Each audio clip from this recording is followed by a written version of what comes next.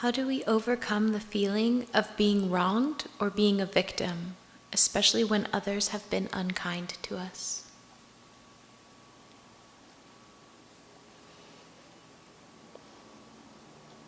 You know, Swami Kriyananda,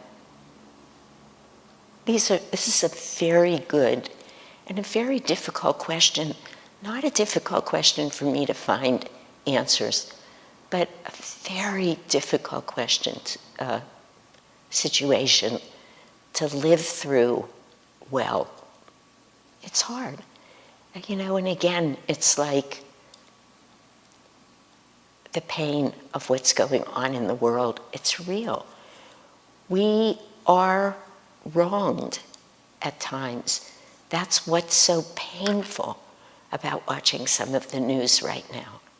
This is not right action, but there's so much wrong action going on, and it just grabs your heart.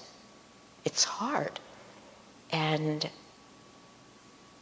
look at the numbers of times in Master's life and in Swamiji's life that they were truly treated very badly, that lies were perpetrated, that, I mean, Master was taken to court. When I think of it, I can hardly hold it in my head anymore. I can't let myself get too close to the crucifixion. I just can't fathom. People did that to Jesus Christ. They put him up on a cross and put nails through him and then jeered at him and made fun of him. People took Master to court. I mean,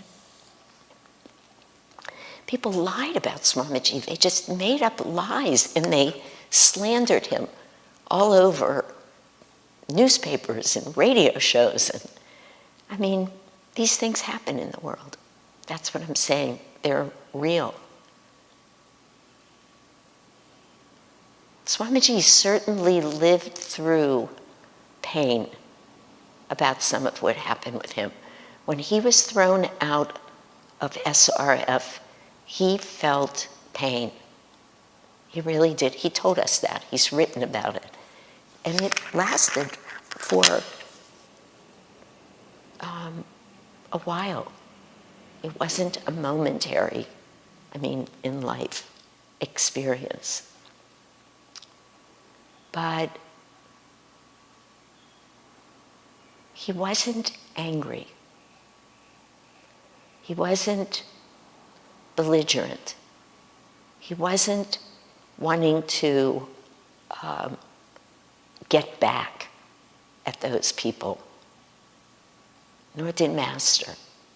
And granted, they're masters and we're not, but that's the example. The example is to do the very best that each of us can in every moment when we are treated badly, the best we can to solve that problem in the direction of the divine.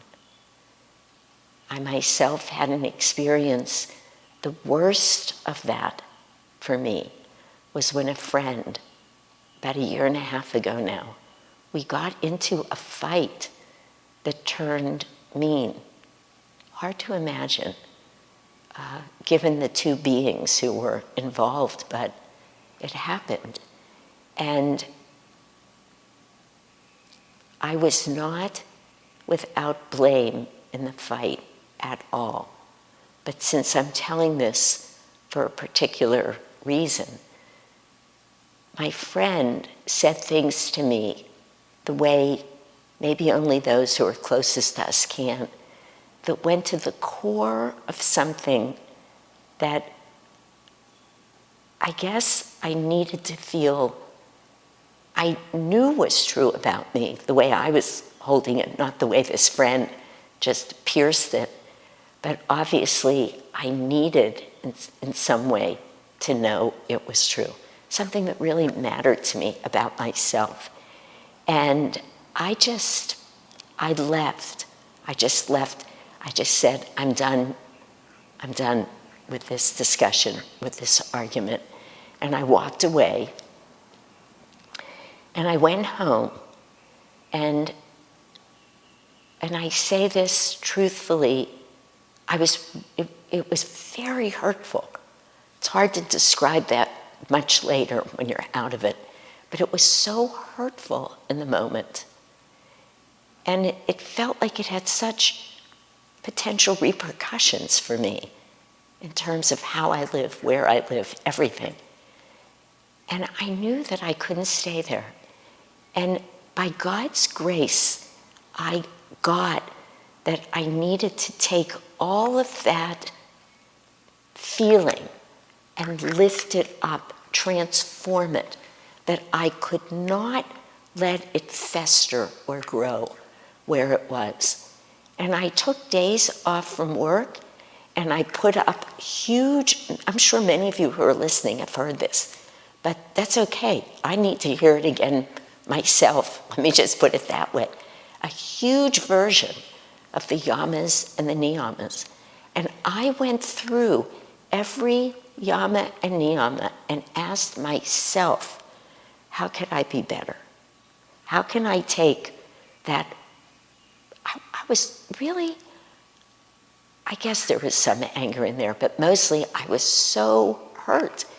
And, you know, hurt usually becomes anger. I can't even go back and remember it now, and I sat there for days, just feeling that energy, bit by bit, be transformed, till I felt beyond the argument, beyond the hurt, beyond any thoughts of how is this person holding me and what does that mean, back into a place of real calm. We on this path, if we're genuinely on this path, we need to keep finding our willingness to go there and to say, somebody else did what they did to hurt me. What am I going to do with that now? My goal is still the same. I don't want to just be self-righteous and go out into the world and be right. I knew then that I could convince a lot of people that I was right. People would say, that's terrible. How could they have done that to you, you poor thing? That felt horrible every time I thought of it. It's not what I wanted.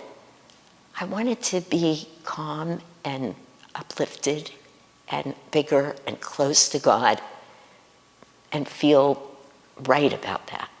That's what we all want. That's what anybody who's listening right now wants. So the only way to do it is to see how you can take whatever energy's there and transform it and not be involved in it. If you're involved in it or reactive to it, totally understandable. We're not going to all get this right. Believe me, I have failed this test more than I care to say. But as soon as we're involved in it, we're part of the problem. Soul consciousness is solution consciousness. What is the solution here?